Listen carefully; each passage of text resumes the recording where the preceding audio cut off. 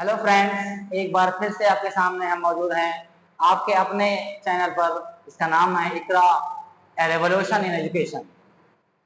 बच्चों, पिछले क्लासेस में हम लोगों ने नाउन और उससे जुड़े हुए चीजों के बारे में पढ़ा।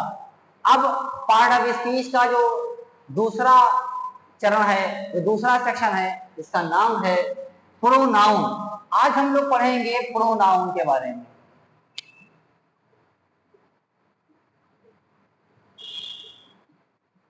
प्रोनाउन जिसको हिंदी में कहते हैं हम लोग सर्वनाम।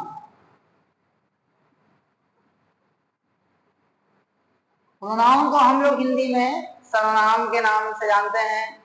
तो बच्चों, आज की जो क्लास है वो पार्ट ऑफ स्पीच का जो दूसरा पार्ट, जिसको हम लोग प्रोनाउन कहते हैं, उसके बारे में हम लोग पढ़ेंगे। तो जुड़े रहिएगा वीडियो के आखिर तक और वीडियो को ध्यान से देखिए, क्योंकि आज हम लोग प्रोनाउन समझने वाले हैं। तो आज की वीडियो बहुत ही अच्छी और इंटरेस्टिंग होने वाली है।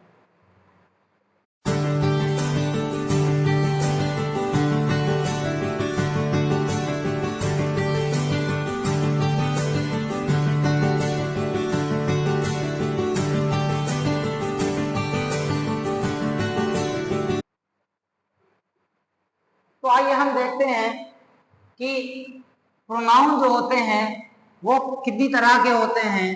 तो हम जानते हैं कि प्रोनाउन कुल होते हैं 9 तरह के, यानी हम लोग कह सकते हैं there are 9 kinds of pronoun. यह प्रोनाउन हम लोग 9 तरह से जानते हैं, 9 तरह से पढ़ते हैं। पहला होता है पर्सनल। पर्सनल प्रोनाउन यानी पर्सन, जो किसी व्यक्ति के लिए प्रयोग किया जाता है, उसे कहते हैं पर्सनल प्रोनाउन, व्यक्ति, वस्तु या स्थान के लिए। अब हम कैसे पढ़ेंगे पर्सनल? इसके अंदर क्या आता है, जैसे ही, शी, ठीक है, माई, योर, ये कुछ एग्जाम्पल्स हैं जो आते हैं पर्सनल प्रोनाउन। इसके अलावा my, your, his, her, our, their, him, ये सब आते हैं पर्सनल प्रोनाउन में। एग्जाम्पल से हम देख सकते हैं, एक जैसे लिखा हुआ है, she is going to her house. अब यहां पे शी और हर, ये दोनों क्या है? प्रोनाउन है। और ये कौन से प्रोनाउन है? ये है पर्सनल प्रोनाउन। इसी तरह से रिफ्लेक्सिव, रिफ्लेक्स कहते हैं कोई चीज जाकर अपनी तरफ लौट आए, वो कहलाता है रिफ्लेक्स। जैसे हिमसेल्फ, हरसेल्फ। इसके और भी एग्जाम्पल हो सकते हैं, myself, ourself, yourself, itself, themself. अब इसको कहो कैसे इस्तेमाल करेंगे, जैसे लिखा हुआ है,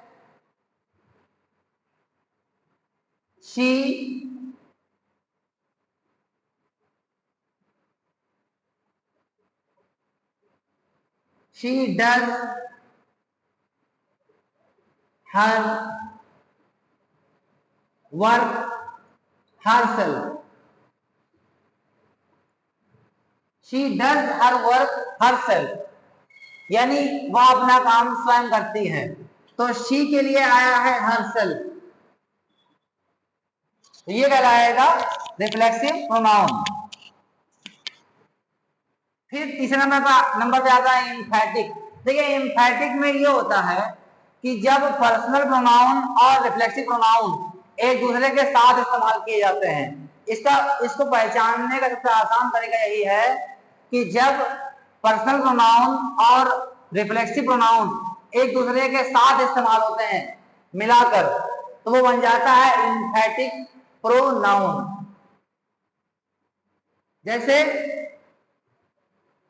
I, myself,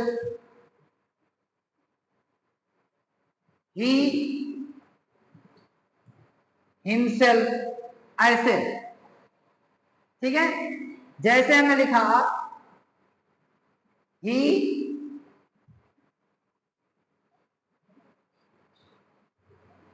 हिमसेल्फ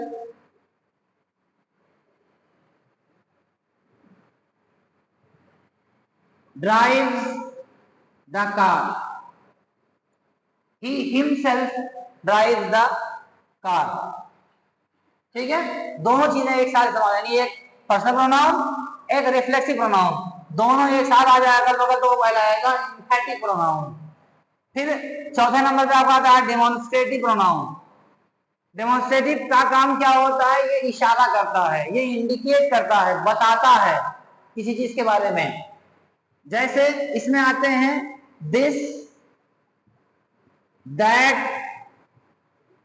दीज और दोज।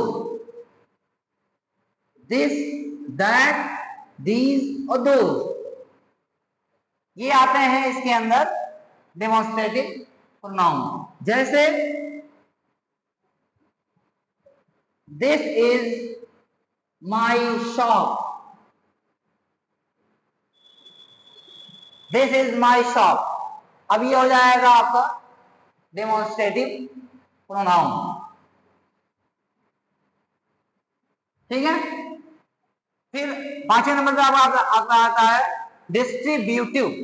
डिस्ट्रीब्यूट मतलब होता है बंटवारा करना, यानी ऐसे प्रोनाउन जो विभाजन यानी बंटवारे को दर्शाते हैं वो कहलाते हैं डिस्ट्रीब्यूटिव प्रोनाउन। जैसे ईच, एवरी, आइदर, इसमें और भी आ सकता है ईच, एवरी, आइदर, नाइदर, ठीक है।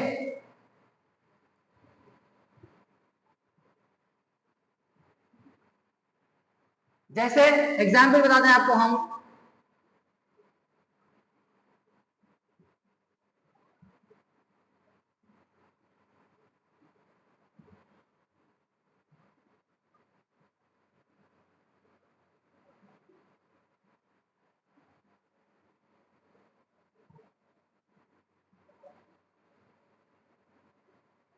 Each of the girls is honest, यानी प्रत्येक लड़की, ठीक है।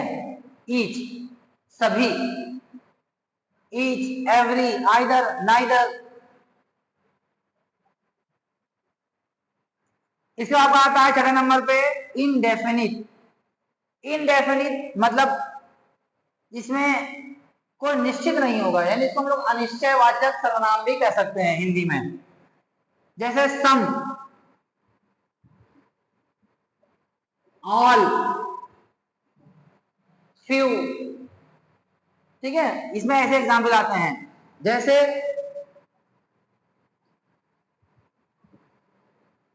सम of the boys are absent, some of the boys are absent. अब यहां पे हो जाएगा ये इनडेफिनिट, यानी निश्चित नहीं है, सम कुछ, थोड़े से, some, few, a lot of, all, ये सब किसमें आते हैं, इंडेफिनिट प्रोनाउन में आते हैं। इसके बाद आता है रेसिप्रोकल। रेसिप्रोकल में आपका आता है ईच अदर,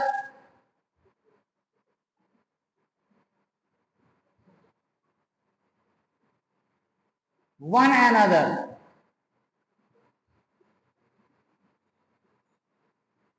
अब ये ईच अदर और वन एंड अदर कहां इस्तेमाल होता है, जब दो लोगों के बीच में कोई बात होगी तो वो जब किसी बात में, किसी वाक्य में दो लोगों का संबंध होगा एक दूसरे से तो वो कहलाएंगे each other.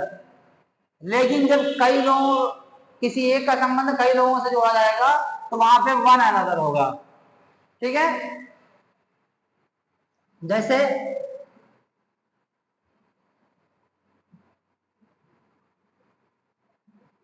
The two boys looked at each other.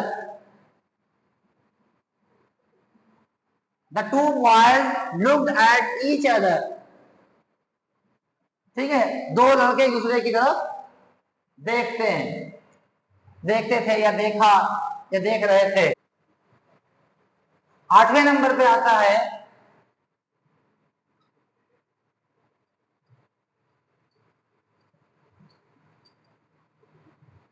Interrogative pronoun. Interrogative pronoun यानी प्रश्नवाचक। इसके अंदर क्या आता है, इसमें आएगा आपका what, who,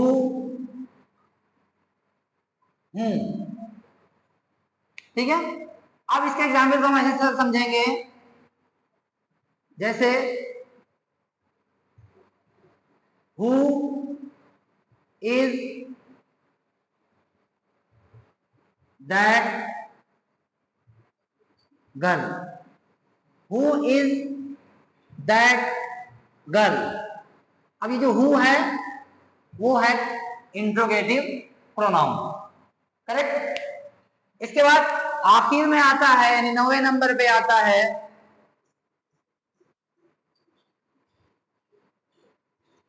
relative pronoun,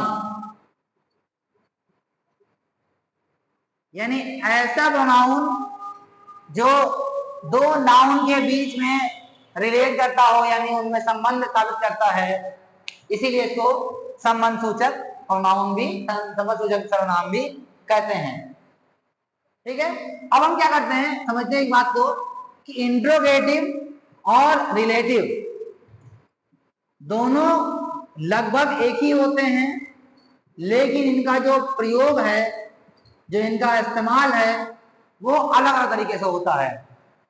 interrogative pronoun जो होते हैं वो सेंटेंस के शुरू में इस्तेमाल होते हैं, लेकिन जो रिलेटिव होते हैं होते वही वर्ड है, लेकिन इस्तेमाल होते हैं बीच में, इस तरह से।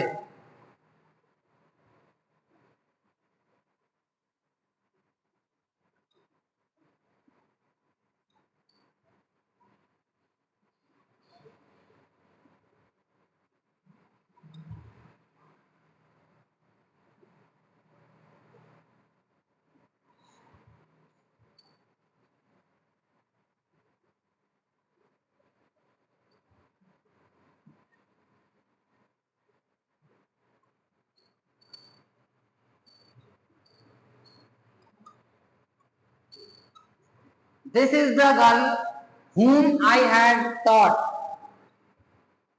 अब ये whom इस्तेमाल हुआ है तो इंट्रोगेटिव वर्ड इसमें भी, लेकिन ये बीच में This is the girl whom I had taught, ये वह लड़की जिसको मैंने पढ़ाया था। अब जिसको यानी whom जो है ये उस गर्ल से रिलेट करती है जो गर्ल इस सेंटेंस से जुड़ा हुआ है। I had taught, जिसको मैंने पढ़ाया था, ये वही लड़की है। तो whom अगर यहाँ इस्तेमाल हो जाता तो वो इंट्रोगेटिव हो जाएगा, बीच में इस्तेमाल होगा तो कहलाएगा रिलेटिव प्रोनाउन। तो ये था प्रोनाउन और उसका क्लासिफिकेशन, यानी प्रोनाउन और उसके प्रकार। तो बच्चों, मुझे उम्मीद है कि आपको आज की वीडियो, आज की क्लास जो कि प्रोनाउन से संबंधित थी, समझ में आई होगी। और काफी खुशी की बात है कि आप लोग वीडियोस को देख रहे हैं, समझ रहे हैं और सब्सक्राइब भी कर रहे हैं। ठीक है, मुझे उम्मीद है ऐसे ही आगे जुड़े रहेंगे हमसे, और हमारी अगली वीडियो के लिए इंतजार कीजिए। फिर मिलेंगे अगली वीडियो में पार्ट ऑफ स्पीच के नए टॉपिक के साथ, इंग्लिश ग्रामर की नई क्लास में। तब तक के लिए good bye and take care.